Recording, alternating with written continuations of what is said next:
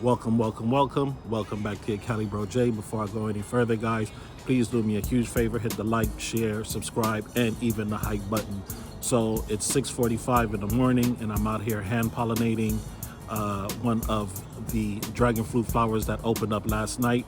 I had to charge up my handy dandy vac so that it would be ready for me to get some pollen, some fresh pollen.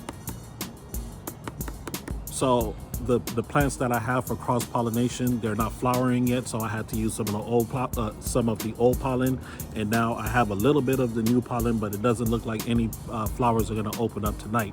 So I was asked a couple of days ago why dragon fruit is so expensive.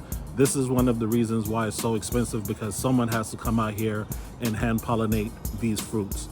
All right, guys, like I said, it's a quick video. I hope you enjoy it. And once again, don't forget to hit the like, share, and even the hype button. You know the motto on the page, each one teach one. It's your Cali Bro J, and I will definitely see you on the next video. Peace.